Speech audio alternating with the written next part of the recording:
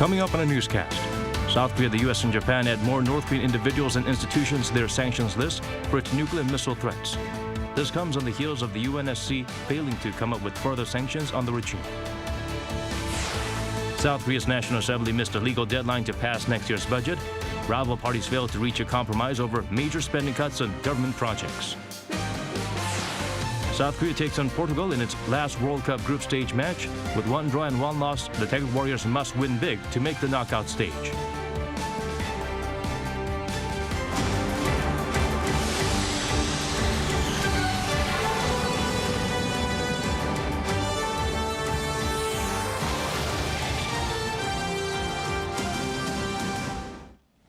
Hello, we'll be wrapping up the week well. I'm Daniel Che here to bring the latest. Let's begin with our top story. The Yoon administration imposed additional sanctions on North Korea. This is in response to continued provocations and pursuit of WMD. The U.S. and Japan announced new sanctions of their own as well. Min Suk-hyun starts us off. South Korea has imposed more sanctions on North Korea, less than 2 months after it announced its first sanctions in 5 years. The government on Friday placed 8 individuals, including a Singaporean and a Taiwanese, and 7 more institutions on its blacklist. Those added to the list include officials at financial institutions related to the regime's nuclear missile programs, as well as those involved in the illegal transshipment of sanctioned North Korean goods. Seoul's foreign ministry said that the latest measure was in response to Pyongyang's escalating nuclear missile threats, which pose a serious threat to the peace and stability of the Korean peninsula and the international community.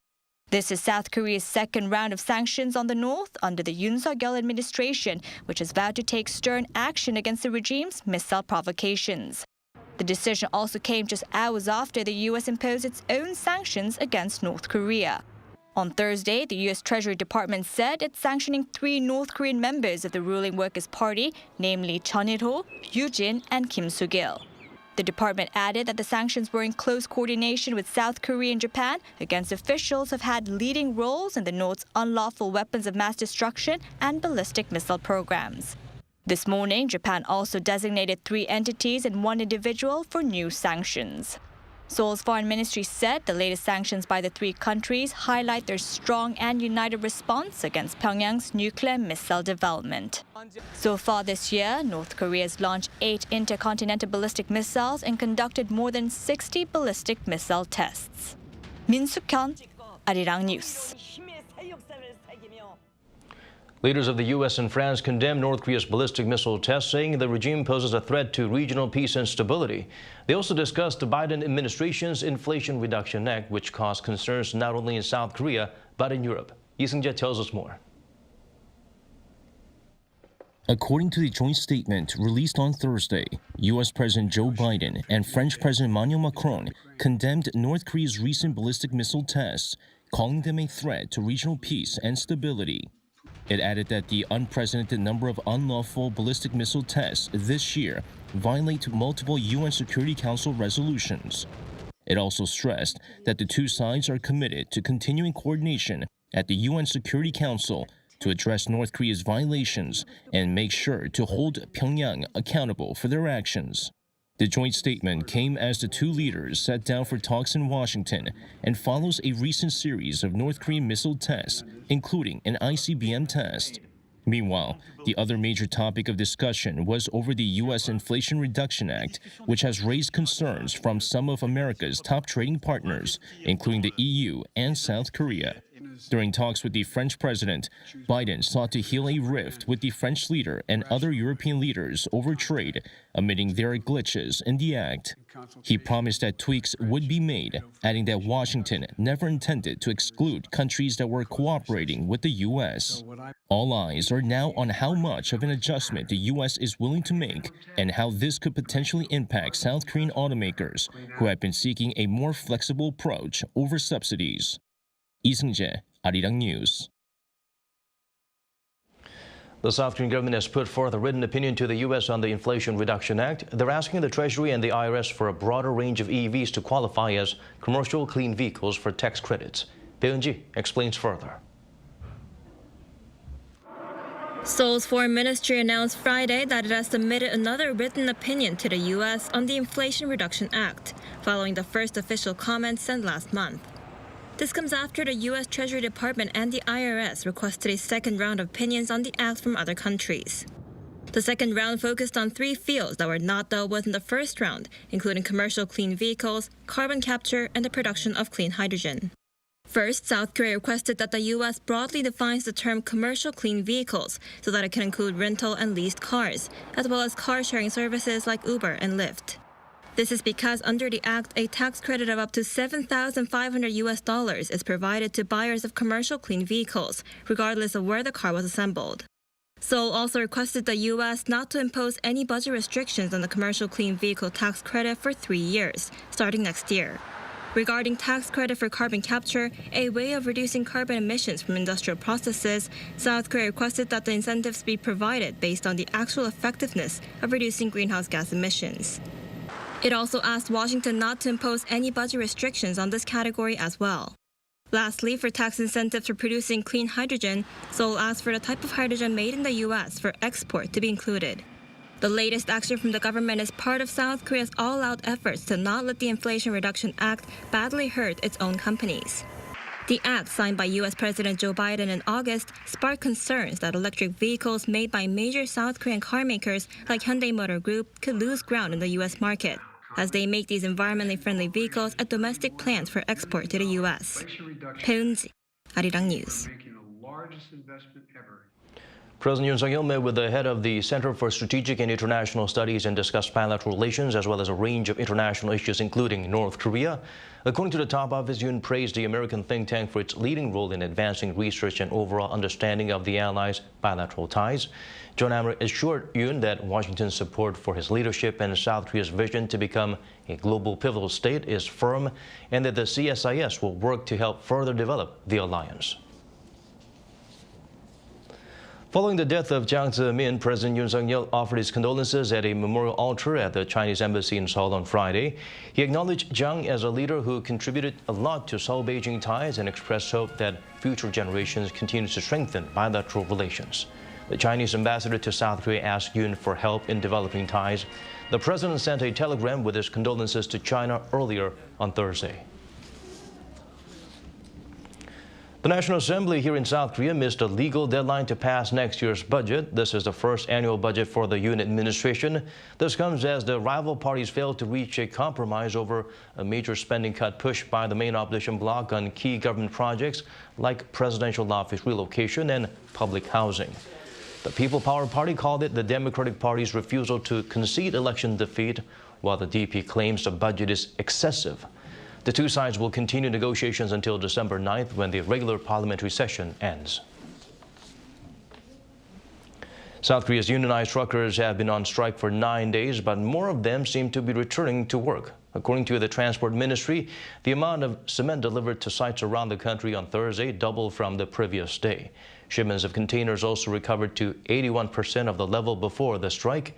This is mainly due to the executive order issued earlier this week by the government requiring cement truck drivers to go back to work. Officials warned truckers who refuse to comply without a legitimate reason they could have business licenses suspended, face a 3-year jail term, or be fined up to 30 million won, or roughly $23,000. So far, the government has looked into 193 companies and ordered 36 of them to resume operations. South Korea's consumer inflation slowed down to a rate of 5%, the lowest figure in 7 months. Most notable numbers were notched by food. Lee helps us look beyond the digits.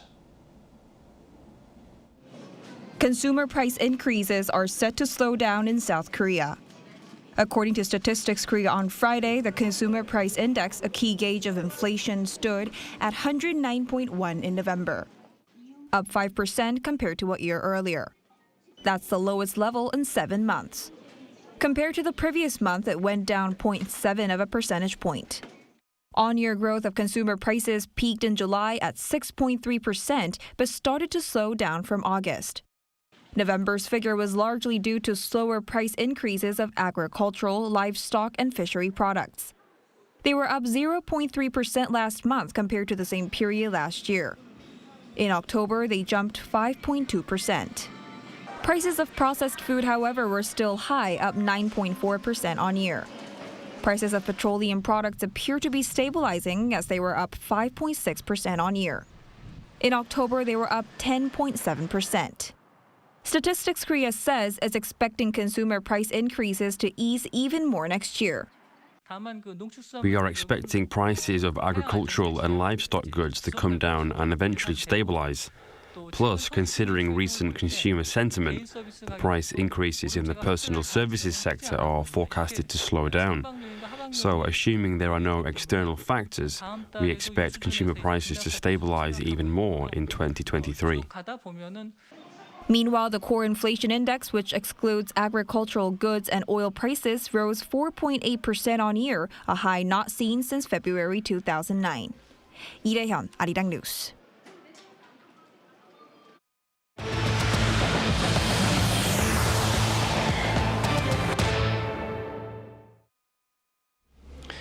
Turning our attention to the World Cup now, South Korea has a make-or-break match against Portugal. The team has to win and must hope Ghana doesn't beat Uruguay. Kim Yo-sun tells us more.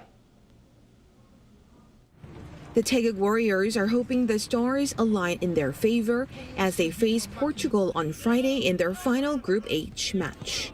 While the Korean team has concerns over injuries to key players, those able to play are eager to do their best. There's no going back, but we can only look forward. I think our passion can be translated into a favourable result for us. Korea's defender Kim Min-jae and midfielder Hwang Hee-chan are each battling through a calf injury and hamstring injury, respectively. However, Korean national team head coach Bao Lebentu says that it will be a game not between individual players, but between two teams. I think we even have a chance to win. A high possession rate does not necessarily lead to a favourable result. Portugal, who have already qualified for the round of 16, could see some rotation in the team. Most importantly, star player Cristiano Ronaldo could be benched to keep him in top shape for the next round. In order for Team Korea to reach the knockout stage, they must beat Portugal and then hope that Ghana doesn't win in the other Group H game against Uruguay. A draw or Uruguay win would mean goal difference would decide the group. Kim Yo-sun, Arirang News. In the 2 weeks of the World Cup so far, Korean retailers have seen a boom in sales. Each game virtually has the entire nation watching, so business is good for advertisers too. Shin Ha-young zooms in on this phenomenon.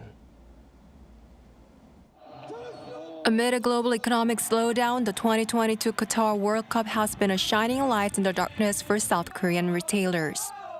Ordering fried chicken to eat while watching football matches has long been the norm here in South Korea, and that tradition is continuing for this year's World Cup.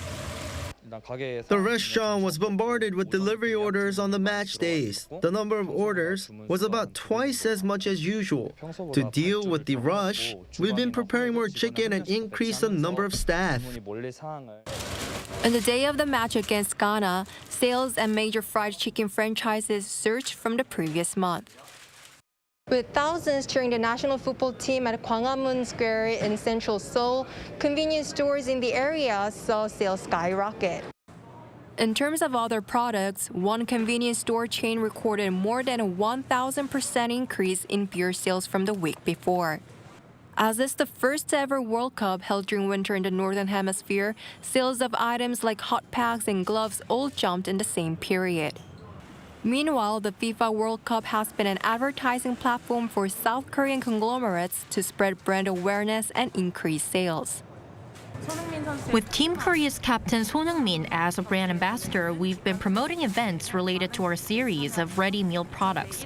More than 10,000 people participated in the event, leading to a 244% sales surge for the products. Automobile giant Hyundai Motor, which has been sponsoring the football tournament for the past 23 years, also aims to strengthen its environment-friendly brand image by providing electric vehicles for official use.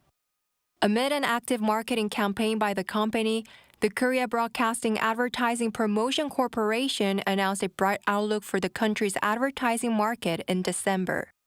It forecasts December's Korea Advertising Index to increase slightly to 101.2 from the previous month.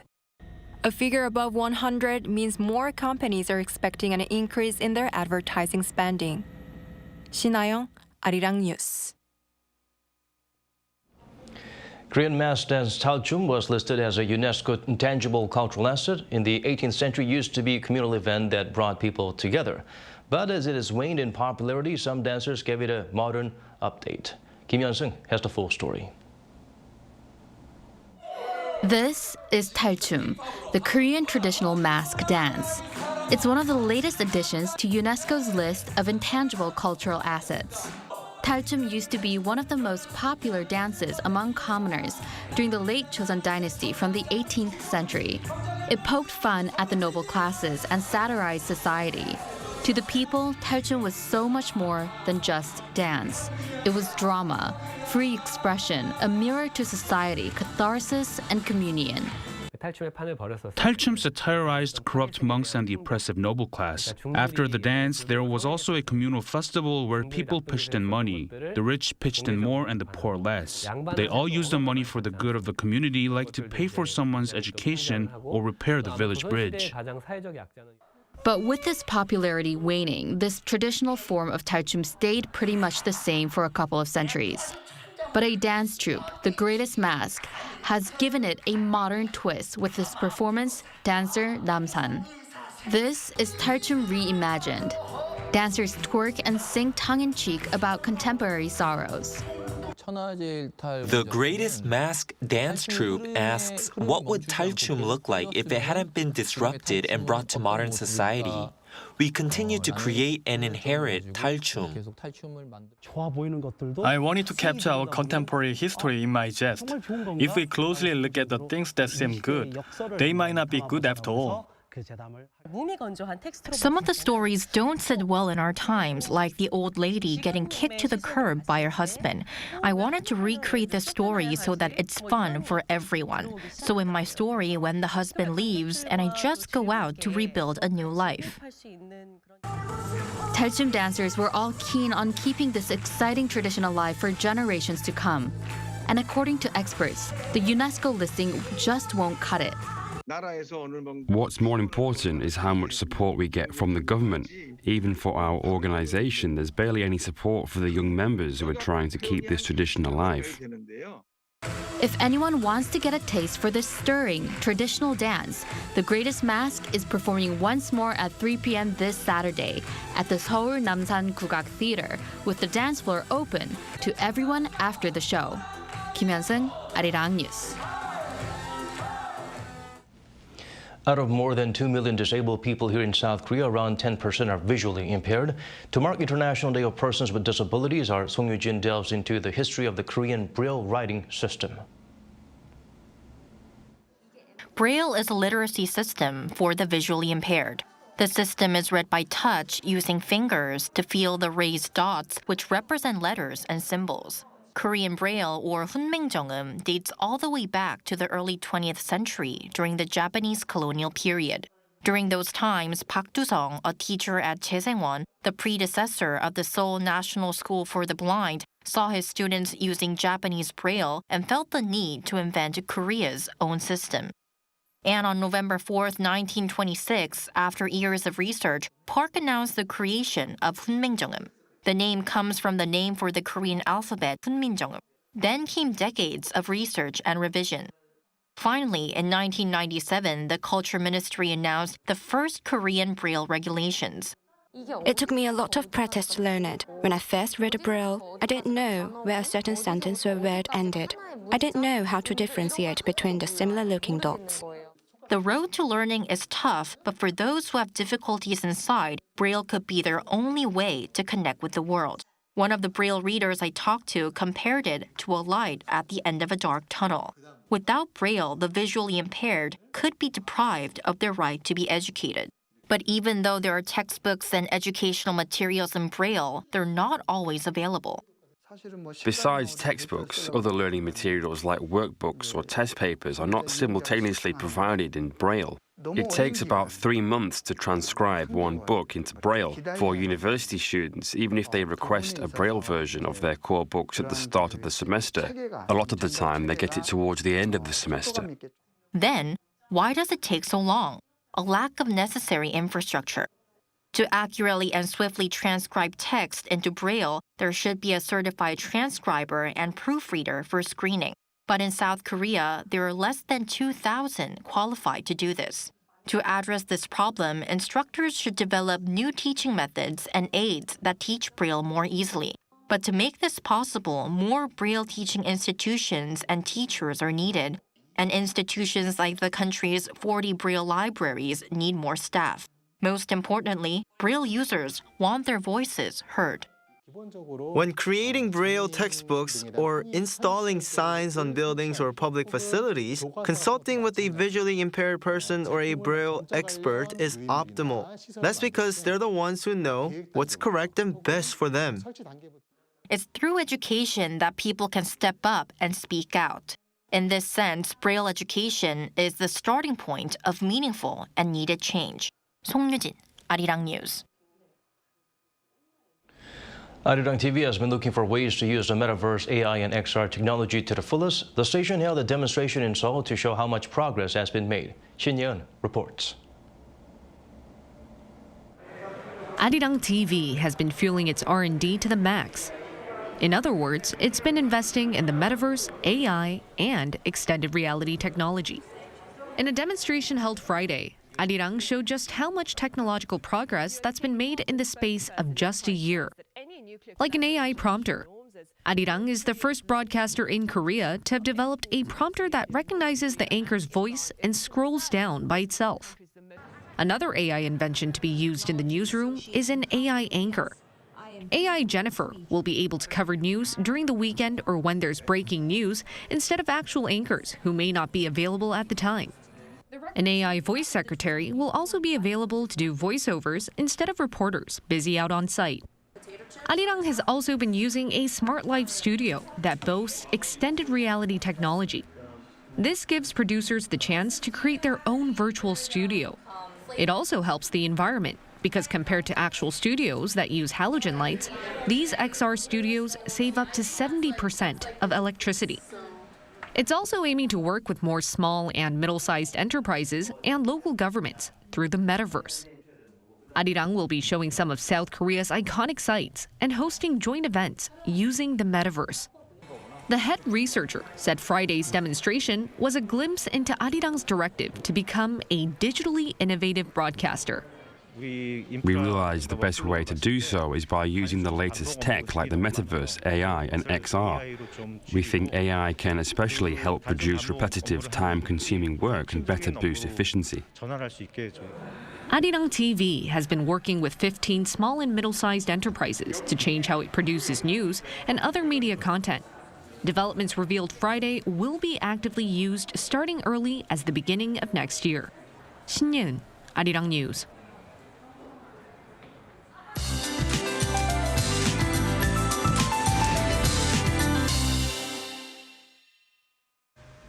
Frigid conditions will temporarily ease off tomorrow. Maximum temperatures in Seoul will be hiking up to 7 degrees Celsius, which is about 5 degrees warmer than what we saw today. Also, a mix of rain or snow is possible for northern central regions. After the snow clouds move away from the peninsula, much colder conditions will return again on Sunday. Snow will start falling tomorrow dawn and will last until the daytime. As for the amount of snowfall, Gangwon-do province, including regions with higher elevations, will see about 1 to 5 centimeters. The capital region can expect about 1 to 3, and northern Gyeonggi-do province will see the most amount of snowfall with up to 7 centimeters in store. Tomorrow, Seoul will be starting off at 0 degrees and Jeju will be warm at 9. Daily highs in Seoul will get up to 7 degrees, Gwangju 11, Gyeongju and Busan will be reaching 13 degrees. Another powerful cold front will enter the country early next week, bringing winter-like temperatures. That's all for now, and here are the weather conditions around the world.